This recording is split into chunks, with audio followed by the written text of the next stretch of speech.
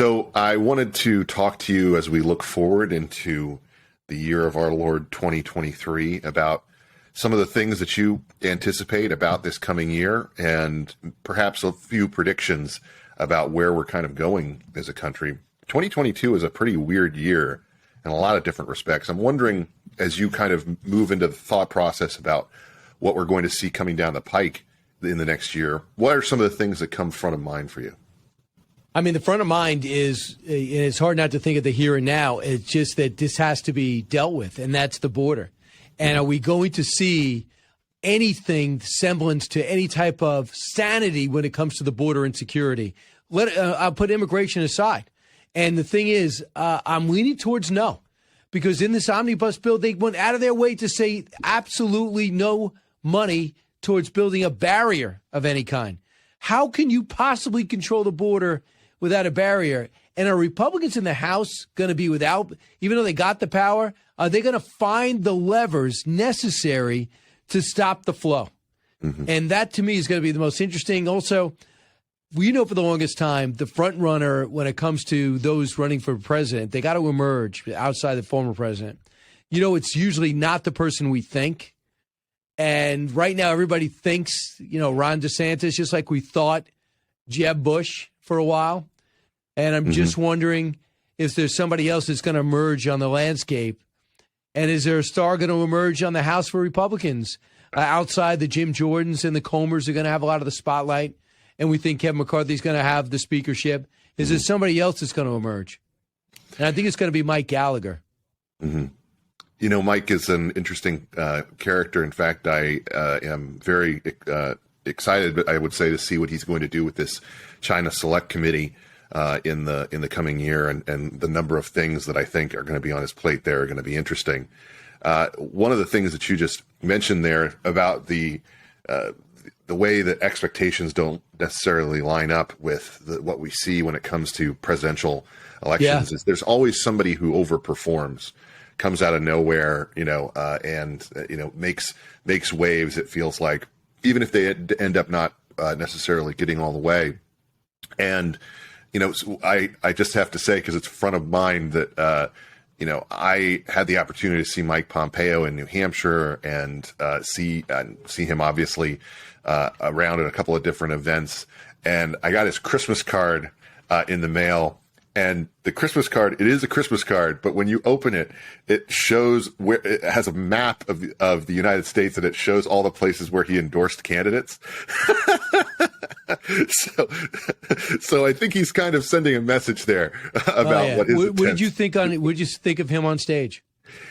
I think that people are underestimating him a little bit. And the reason is that he has a seriousness and kind of a star power with a lot of people. I think that would surprise people. He's also, has this kind of Midwestern quality, which tends to overperform, I think, early on in some of these contests. And he's a serious guy, but he's also someone who actually has, a lot of drive, but also a pretty good hand when it comes to the retail side of things, and just talking to people and making conversation, sharing anecdotes.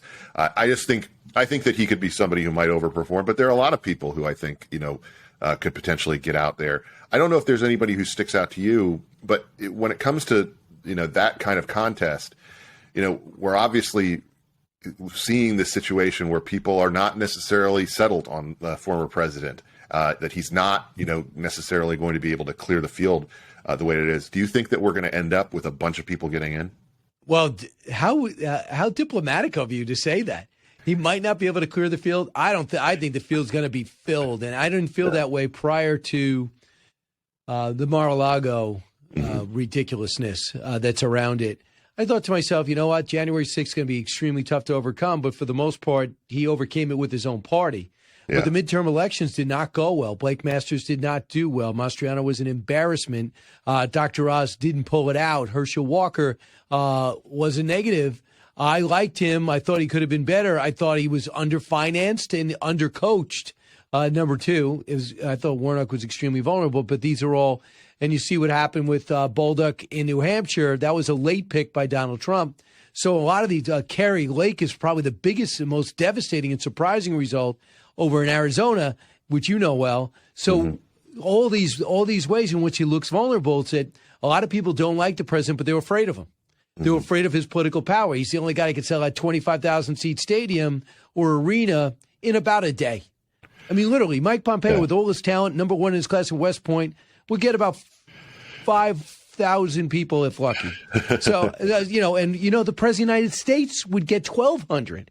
Yeah. So there's something about Trump and his power, but I think Tim Scott's in. I think Rick Scott's in. I think Glenn Youngkin absolutely is in. It looks like Ron DeSantis absolutely is in.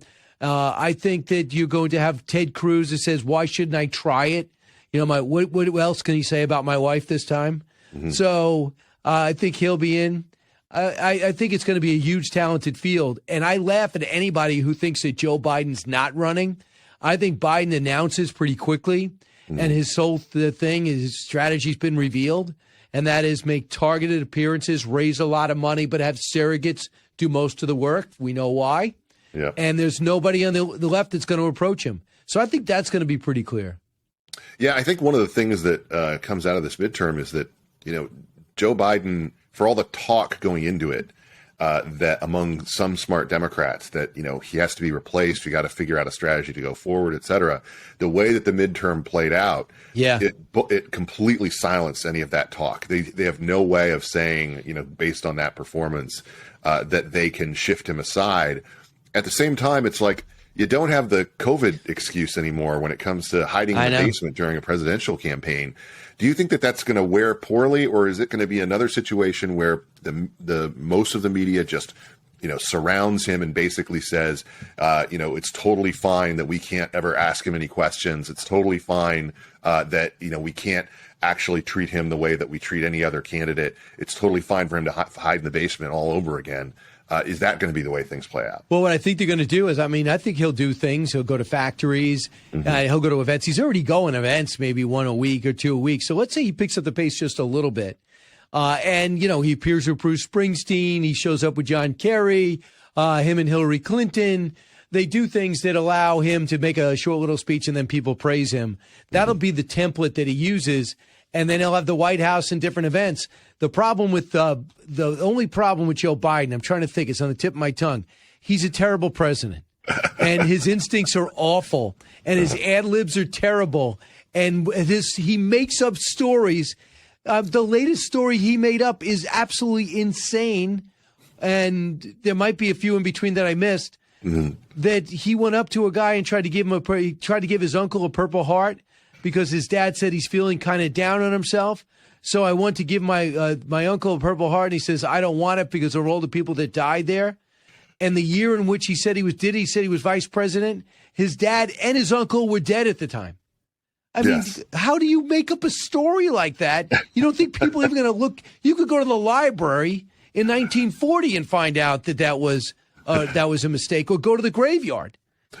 So, how does he get away with this stuff? And what about the shots inside the holding centers for the illegal immigrants?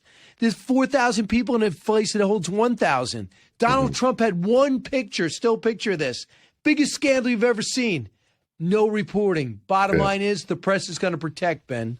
Yeah, I think you're completely right. And, when it comes to those stories that he tells, I think a lot of people in the Senate were used to Joe Biden being this guy who would just tell these, big fish stories. He would tell these, ridiculous sort of tales that everyone would just kind of shrug or roll their eyes at. Yeah. But now when he's doing it as president, I don't think he understands how much that undermines the kind of confidence that we can have in somebody to even know what's going on around them, to be aware of the decisions that they're making and the consequences that come from it. I wonder, do you think that there's going to be any possibility that Republicans in the House, if they get their act together, that they could start to be a real thorn in the side of this administration, that they could make some real trouble for the White House and others who were falling down on their jobs within it? Well, I would like to see something positive too, Ben.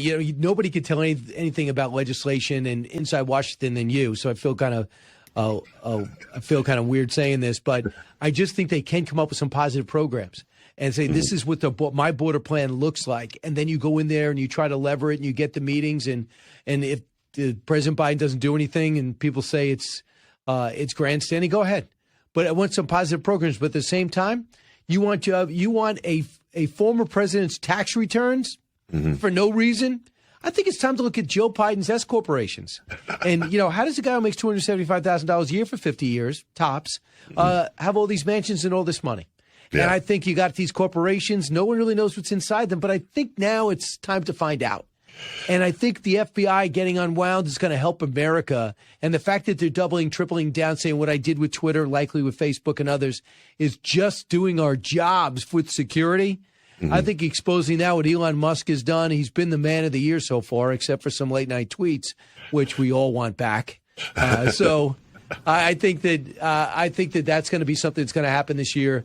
We're going to get to the bottom of the FBI, and either Chris Wray is the worst director or the most insulated director in the history of the FBI. I think one of the things that we don't know yet about what has to happen here is whether there's going to be any kind of possibility of finding out what happened and doing things in a way that prevent them from happening again.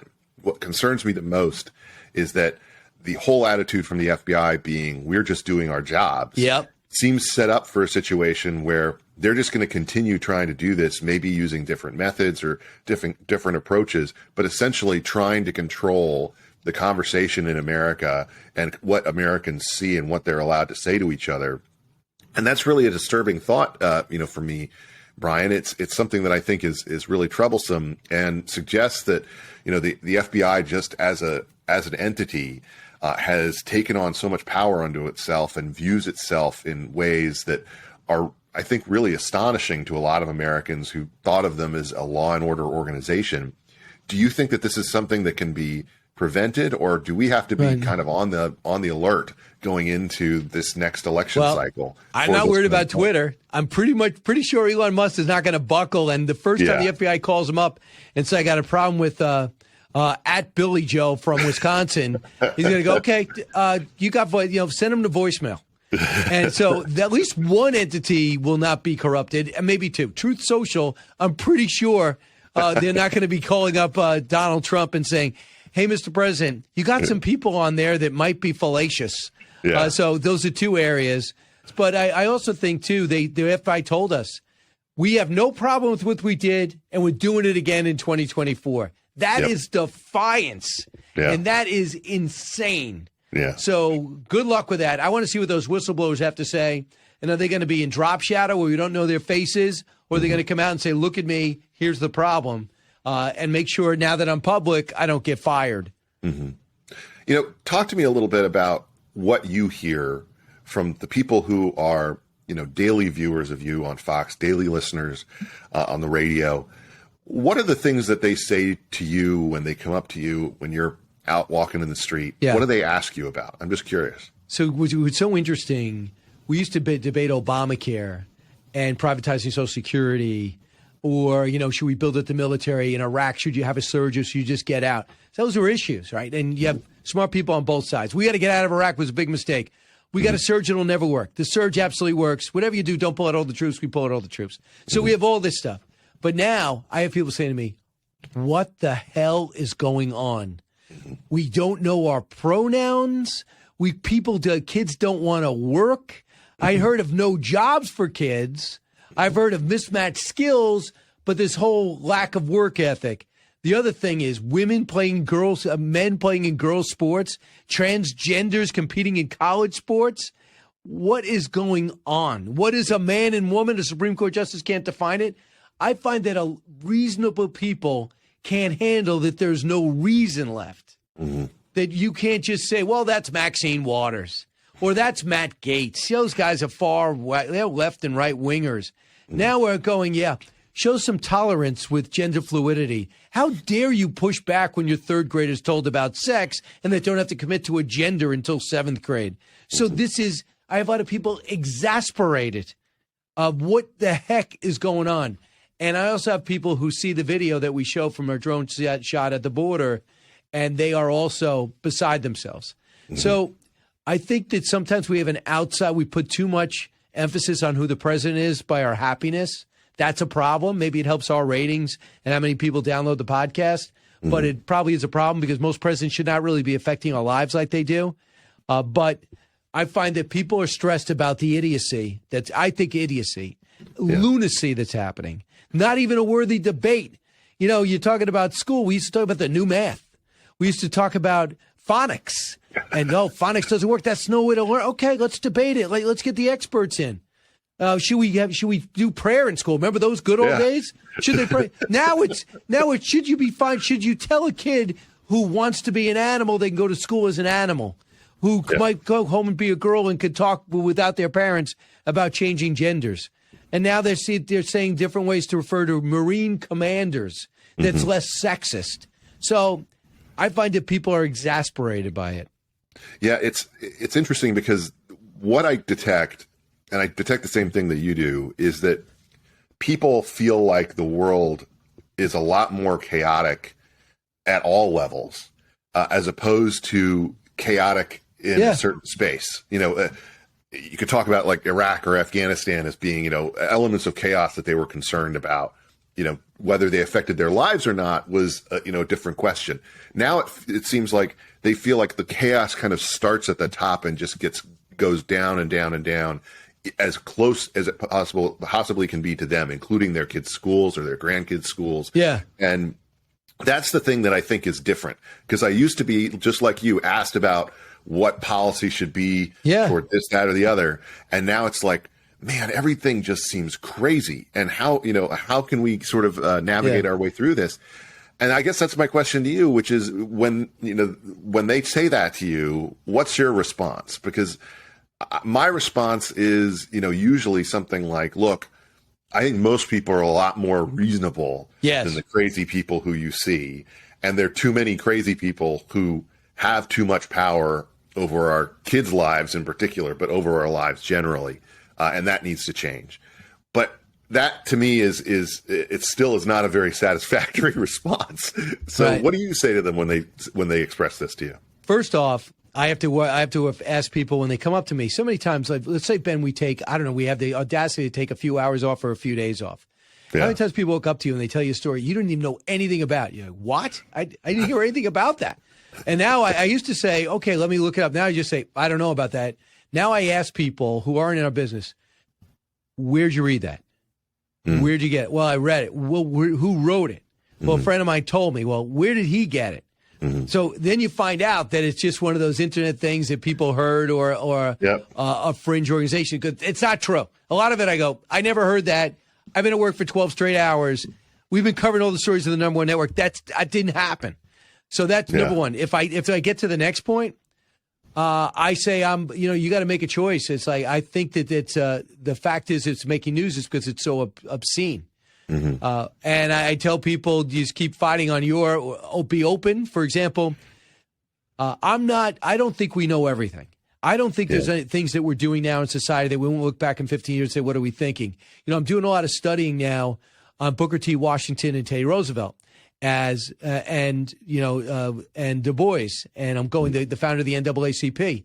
And the things that were going on back then that everyone thought were typical outrage us. The blacks and whites weren't equal, that they weren't allowed to go to certain places, that you could graduate from Harvard black, but you can't go to the Harvard Club in Manhattan. And people thought, well, of course not. Back then, they thought that was natural. Oh, yeah, of course, blacks and whites can't go to the same club. Of course, blacks and whites in certain areas can't use the same water fountains or locker rooms. So I'm fully aware that there are things that we are accepting now that won't be acceptable as we get older in society, and we'll think it would change for the better. But I don't think that we're ever going to say, what a great idea, picking pronouns. Yeah. I don't think that we're ever going to say, let's wait till 7th grade to pick a gender. I'm leaning towards man. I don't think that'll ever be typical. And I'll never think it's okay to tell a second grader about sex and talk about these things ever. So I am not giving in. You will never see me on the 5 saying I'm going to identify as a he, him, I guess. I'm never buying into that. So I think that reasonable people have to stand up and draw the line. Do the full Kamala of I'm in a blue suit. Right. Let's wrap up with this, Brian. When you look at 2023, outside of politics, that kind of thing, what's a storyline that you think is going to be coming up that people are going to be talking about? We saw kind of the close of 2022, the crypto crash take over the conversation and things like that. What's something outside of the world of politics, whether it's cultural, within the world of entertainment, or within just sort of the American experience? What's something that you think of as being a rising storyline in 2023? Well, I think there's a couple of things. If you don't mind me touching politics, what I think what comes away in 2022, the average person says, don't give me somebody I believe, give me somebody that can win. Mm-hmm. So I think there's going to be a push towards the practical on the politics. And where somebody might go, man, I agree with Donald Trump on everything, but he can't get elected. I'm going to go with Glenn Youngkin. Mm-hmm. I agree with Ron DeSantis on most everything, and he's converted a lot of Democrats. He's got a possibility. I'll go with him because I think people are going to be very street smart, and they're going to stop picking candidates that they might say, man, that would be me if I ran. Mm-hmm. But if you can't win over independents and Democrats, you can't win. Mm-hmm. And another thing is, I think they got to just say, okay, mail-in balloting here, early voting happens. Let's win the early vote as opposed to hold our breath until it's over. Mm-hmm. Number two is I think people are going to start cherishing live events more. And because we're out of it, I think now people are going to be trusting it at a mass level. And I just think that if you're in the entertainment business, I think you're going to have a lot of people that want to see you, and a lot of borderline acts that are going to be headliners because I think people appreciate it more. And the last one, I think people of all ages are going to have to click on the bottom of their screen and learn to stream because cable's changing, movies are changing. And if you got to keep calling up your nephew to come over and tell you how to get Netflix, it's going to be a problem. So I think people of all ages are going to click on it. And, Fox did a great job with this. A few years ago, people were like, I'm never going to watch anything on my phone. Yeah. And now what are we doing? Yeah. We're watching your podcast on our phones, right? And we're figuring out a way maybe to put it on a television if we want. And I'm watching Fox News. I can't tell you how many times I'm just clicking on the app and doing things on Fox Nation. And soon it's going to be Fox Nation, Fox Business, Fox News. And that our phone's going to be our television now. So the phase out of cable is going to be pretty clear. And I'm not no business expert, but I just do think Fox is poised to be with it, on it. Mm-hmm. And, with the podcast and everything like that, I think we made the adjustment. So I think it's going to be an interesting year. I don't know when, I won't bring it up. Just about the fact that they had to battle to get Kevin McCarthy as speaker shows that maybe Republicans have not learned their lesson, but I think Republican voters have. Yeah. No, I think that is a very accurate assessment, which is that I think Republican voters are now more practical than perhaps some of the elected Republicans themselves in terms of the way things and maybe are going. Show it in the primary, Ben. For example, your father-in-law, he came out pretty strong on certain things that he wasn't necessarily strong with as a senator when he ran. But maybe through the primary process, people might stop and say, wait a second, I'm not going to pretend to be an extremist. And I'm not going to jog to the middle once you give me the nomination. I'm telling you where I'm at right away. I would love to see that. Because don't tell me what you're not. Don't tell me what you think I want to hear. I want someone to run on what they'll do. Mm-hmm. Well, look, I agree with all of your assessments. I'll make another prediction that I don't think is a very dangerous one to make, which is that Saturday Night Live will continue to be irrelevant. Yes. So that's ridiculous. My prediction for 2023. Brian, thank you so much for taking the time to join me today. Ben, you're the best. Thanks so much.